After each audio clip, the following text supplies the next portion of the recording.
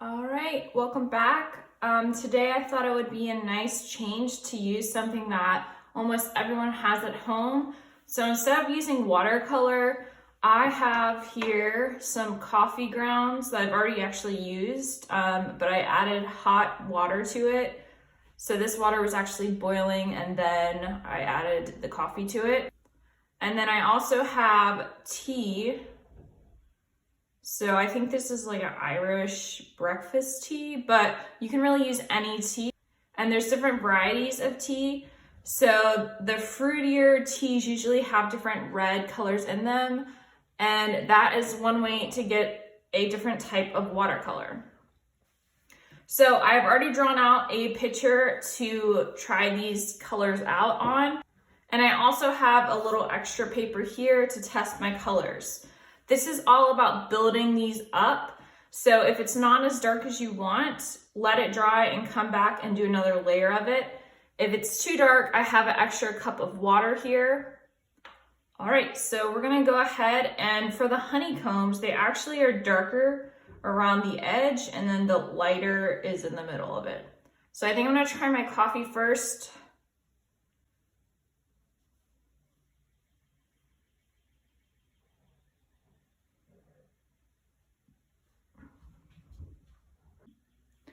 So as you can see, my coffee that was steeped is not super dark. My tea is actually darker. And I'm also gonna use a little bit of espresso. So this is actual coffee that you could drink.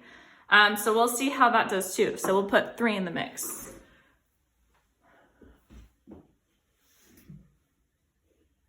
Oh yeah. All right, so we'll go ahead and start. And I think I'm gonna start with my tea first.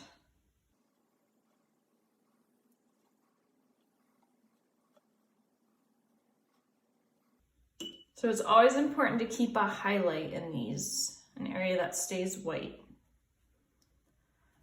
If you want to make this easy for yourself, I would suggest to cut out a little piece of cardboard in the shape of a hexagon, and that will make it easy to just keep tracing that shape over and over. You can see how mine aren't really consistent because I drew them all out, but to make it easier and quicker for yourself, you can do that.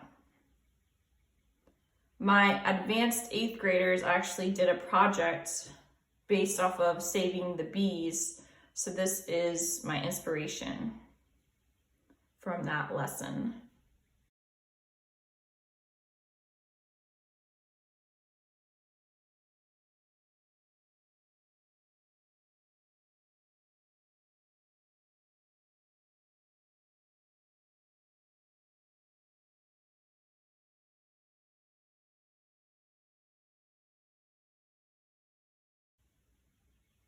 Bees are so important to us, and we really need to take care of them and appreciate them a little more.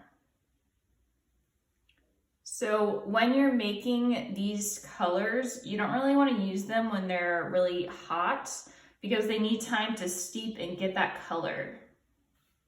So I would suggest to let it sit for like 5 minutes and then use them. And make sure you use hot water when you put them in each cup too. This could be a really good skin color as well. So there's so much you can do with these if you don't have watercolor.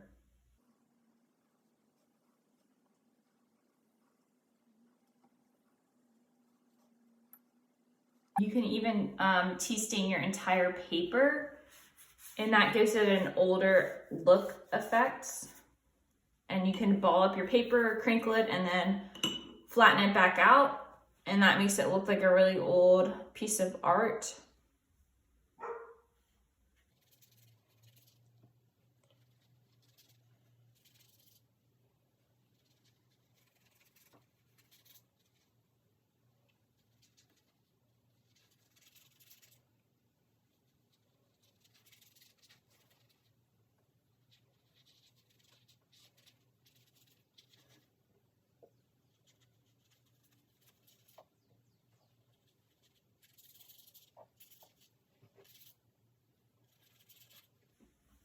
So that's a good first layer to start with. And then we can kind of build it up, trying different colors on there. And you can also add some into the actual bees.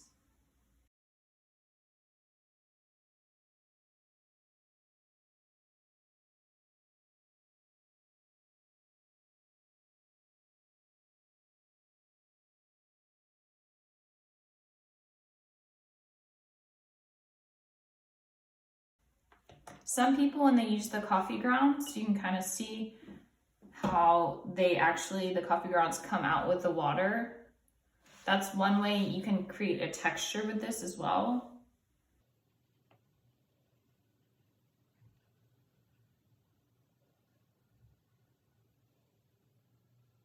So I'm gonna let this dry for a little bit, and then I'm gonna come back with the second layer. All right, so the first layer is pretty much dried, so I'm gonna go ahead and use the espresso I have and do a second layer to darken the edges. You can still do this while it's wet. It'll just kind of fade into the honeycomb shape a bit more, and you won't get that gradient as much. If you need help drawing the actual bees, if you do want to do the bees, there is a really awesome website called howtodrawanimalz.com, and you can pretty much look up any animal and it'll teach you step by step how to draw them.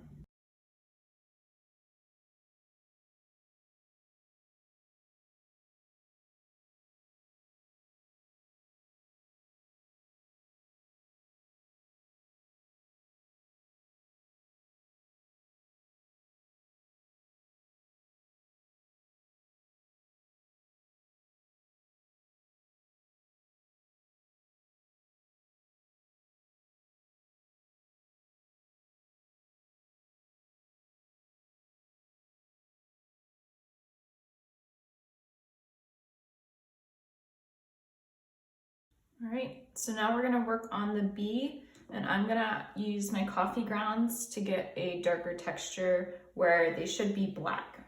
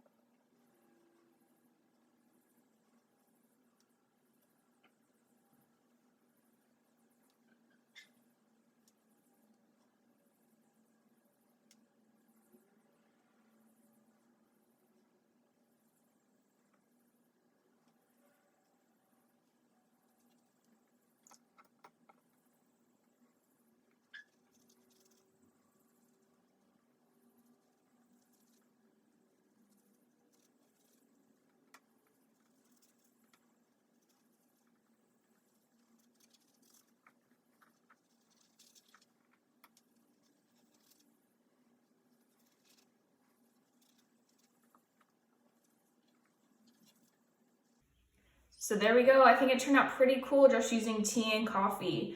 So have fun with this, especially if you don't have watercolor. And even if you do, go ahead and try this out because it's kind of something new and fun to work with that everyone should have at home. And if not, I'm sure you can find something else to work with.